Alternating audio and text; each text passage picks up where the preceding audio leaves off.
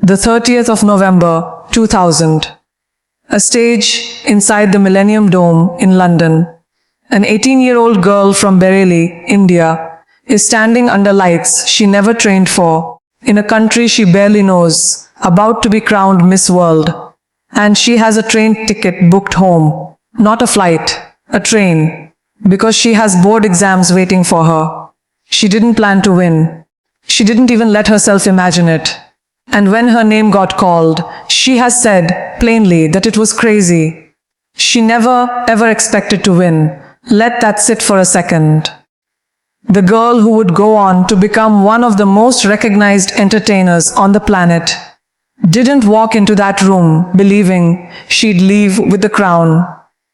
She walked in with a return ticket in her bag. That's not a story about luck. That's a story about what happens after the moment everyone stops paying attention, which is where this video actually begins.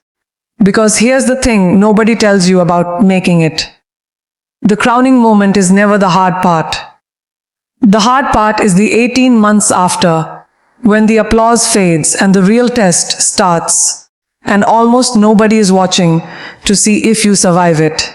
I want to walk you through the journey of Priyanka Chopra Jonas. Not to tell you she's amazing. You already know that. But to show you the actual mechanics of how she thought and moved in the moments when the odds were stacked against her. Because underneath the red carpets and the magazine covers is a pattern. A repeatable pattern. And once you see it, you can't unsee it in your own life. So let's go back to Bareilly.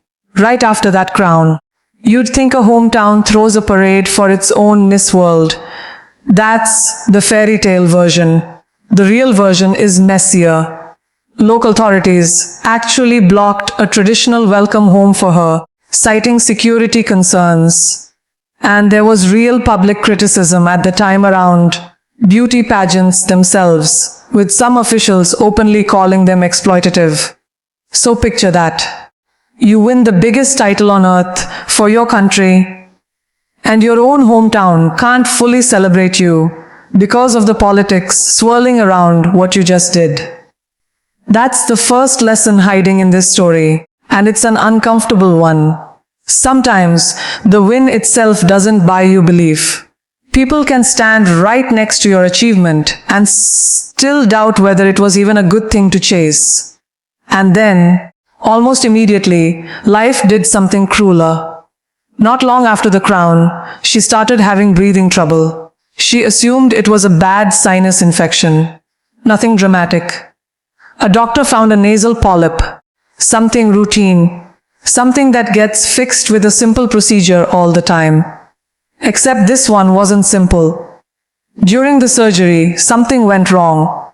The bridge of her nose was damaged.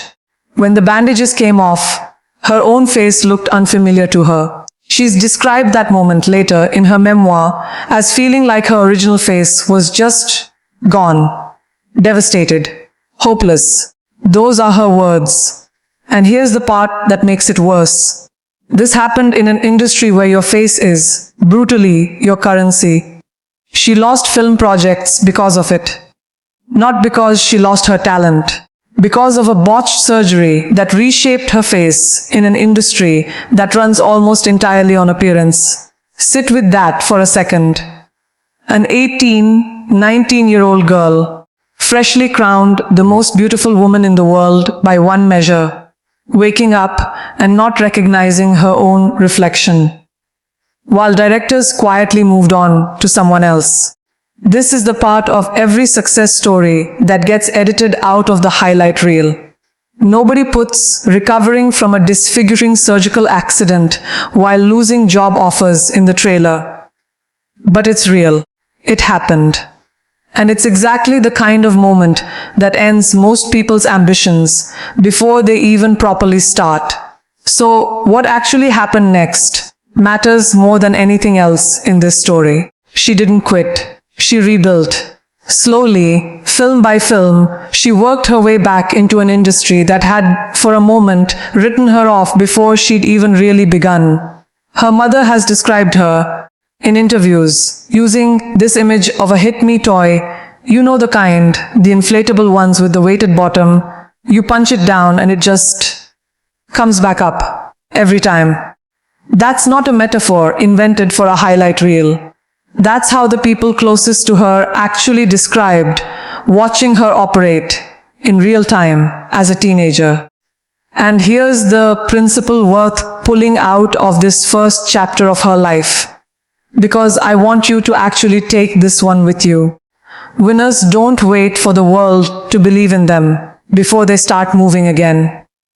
The world was still deciding whether to believe in her. Her hometown was arguing about whether her win even mattered. Her industry was quietly recasting roles without her. And she kept working anyway. Belief from other people is a bonus. It was never the fuel. The fuel was doing the next right thing, regardless of who was watching or who had stopped watching. Now fast forward a couple of years. She's building a real career. Thamijan in 2002. Her Bollywood debut, The Hero, in 2003. And through the 2000s, she racks up an extraordinary run. Aitraz, Krish, Dawn, Fashion. Films that turn her into one of the defining faces of Hindi cinema. By any measure, she's arrived. This is the part of the story where most narrators would just cut to the trophies. But here's a moment worth sitting inside for a second, because it says everything about what she was actually up against, even while succeeding. Early in her career, she was working on a project where her character had to seduce someone undercover, removing pieces of clothing one at a time. She wanted to layer the wardrobe, keep it tasteful. The director disagreed, and instead of speaking to her directly about it, he turned to the stylist in front of her and said he needed to see her underwear. Or, in his words, why would anyone even come to watch the film? She's described that moment plainly. It wasn't said to her. It was said about her, like she wasn't even in the room. She's called it dehumanizing. Think about that phrase for a second. It wasn't said to her. That's the part that stings. Even when you're the lead of the film, even when your name is the one on the poster, you can still be talked about like an object instead of talked to like a person. That's what success can look like from the inside, even while it looks flawless from the outside. And this is where the second principle shows up, and it's a sharper one. Winners protect their boundaries, even when protecting them is inconvenient, even when it might cost them the room. She didn't stay silent about that moment forever. She's spoken about it publicly, years later, precisely so other people, especially young women stepping into rooms with more power than them, would know that discomfort isn't a fee you're required to pay for a career. The lesson isn't, she never got hurt. The lesson is, she remembered how it felt, named it honestly, and didn't let it become the norm she accepted quietly for the rest of her career. By the early 2010 seconds, she had built something rare. More than 50 films, a Padma Shri, a genuine box office track record. She could have simply stayed there, comfortable, secure. The safest move in the world was to keep being a Bollywood leading lady for the next 20 years. Nobody would have blamed her. Instead, she did something that, on paper, looked almost irrational. She signed with CAA, Creative Artists Agency, one of Hollywood's biggest talent agencies, and released an English-language single called In My City, featuring Will Art IAM, premiering it during NFL Thursday Night Football. Think about the audience mismatch there for a second. American football fans, tuning in for a game, suddenly seeing a Bollywood star they'd likely never heard of, singing a pop song. The reaction was brutal. Genuinely brutal. Comments calling her, absurdly, a terrorist, mocking her as a knockoff of other celebrities, tearing into her accent, her look, her audacity to even try. This wasn't quiet, polite skepticism. This was loud, public, ugly. And she was doing all of this while still one of the biggest stars in India, meaning she had everything to lose and, in the eyes of a lot of people watching, nothing to prove. Why bother? Why walk into a room full of strangers who clearly didn't want you there, when you already had a full house back home? Here's where the story turns. And it turns quietly, not with a single triumphant scene, but with a decision to keep going despite public mockery that would have made most people retreat. She kept working. Another single, Exotic, with Pitbull, in 2013. Then, in 2015, the real pivot. Quantico, playing FBI trainee Alex Parrish as the lead of an American network drama. Not a supporting role, not a guest spot, the lead. The first South Asian actress to headline a US network drama like that. And it worked. It actually worked. She won a People's Choice Award for the role in 2016, becoming the first South Asian actress to win one, and won a second the following year. She'd later say about the significance of that show that she hoped it would open the door for other Indian actors trying to break into America, not just for herself. 2 years after, In My City had strangers calling her a terrorist online. She was standing on a stage accepting an award voted on by the American public. That's the pattern I want you to actually notice. Because it's easy to skim past. The same public that mocked her in 2012 was, in a real sense, celebrating her by 2016. It wasn't a different audience. It was largely the same one. It just took time and repeated proof to change its mind. And she didn't wait for permission to keep showing up in the meantime. That's the third principle. And I think it might be the most important one in this whole story. Winners let the work outlast the noise.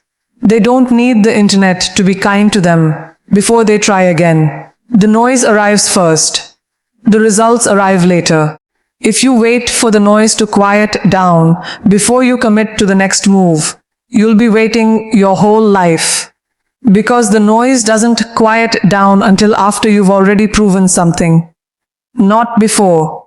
From there, the momentum kept building in ways that would have sounded almost fictional a few years earlier. In 2017, she made her Hollywood film debut in Baywatch, sharing the screen with Dwayne Johnson and Zac Efron, an actual studio tentpole, not a niche crossover project. Alongside her acting career, she and her mother built Purple Pebble Pictures, a production company, putting her not just in front of the camera, but behind the decisions. Producing regional Indian films like Ventilator, expanding whose stories got told and who got to greenlight them. She became a UNICEF Goodwill Ambassador, using the platform for global causes rather than just personal ones. And in 2021, she published her memoir, Unfinished. The same book where she chose to be honest about the botched surgery, about the fear, about the parts of the journey that don't photograph well. She didn't have to include those chapters. A memoir can absolutely just be the highlight reel. She chose not to write it that way. I think that choice tells you something about how she thinks, even now, at the peak of all of it. She keeps naming the hard parts instead of hiding them. Most people, once they've made it, want to smooth the story out, make the struggle sound smaller in hindsight than it actually felt at the time. Because the smooth version photographs better. She's done the opposite. She's gone back on purpose and put the ugliest details back into the record. The collapsed nose bridge, the dehumanizing wardrobe moment, the online cruelty, not because she needs sympathy, because somebody watching needs to know that this is what the real path actually looks like. Not the polished trailer version, the actual one, with the parts that hurt in it. And that brings us to what this whole journey is actually proving, which is the only reason I'm telling you any of this. It is not proving that Priyanka Chopra is special in some way that puts her out of reach of the rest of us. It's proving something much more useful than that. It's proving that belief from other people was never the prerequisite. Her hometown doubted whether her win even deserved celebrating. A director dismissed her humanity in front of a room. An entire online audience mocked her for trying something new, in a language and a country that weren't originally hers. And at every single one of those points, the thing that moved her forward wasn't a wave of external belief arriving right on cue to rescue her. It was her own decision to keep doing the next real thing, whether or not anyone in the room believed it would work. That's what winners actually do differently. Not that they never doubt themselves. She's admitted to plenty of fear and hopelessness along the way, in her own words. What's different is they don't make belief from other people a condition for moving forward. They separate the two. Doubt can be present. Criticism can be loud. Rejection can be specific and personal and public. And the next step still gets taken anyway. So here's what I want you to actually walk away with. Because this video isn't really about her. It's about you and whatever version of that London stage or that NFL broadcast you're standing in front of right now. Whatever room you're in where you feel like the return ticket is already booked. Like nobody in that room expects you to win. You don't need the room to believe in you first. You need to take the next real step and let belief catch up later. If it ever does at all. Because sometimes it takes years. Sometimes it takes an award show, or a memoir, or 100 small decisions nobody else ever sees. But the work always comes first. It has to. That's the order winners actually operate in. Not belief, then action. Action, held steady, long enough that belief eventually has no choice but to follow. So I want to ask you something before you go. Somewhere in you right now, there's a goal, one word that captures it. Maybe it's confidence, maybe it's career, maybe it's family, or freedom, or just start. I want you to put that one word in the comments below. Not a sentence, not an explanation, just the word. Because writing it down publicly is its own small act of moving before anyone else believes in it. And that's exactly the muscle this whole video has been about. If this story moved you even a little, subscribe and come be part of the Golden Grace family. Because this channel exists for exactly one reason. To remind you, one journey at a time, that the golden chapter of your life doesn't wait for permission. It waits for you to start writing it. I'll see you in the next one.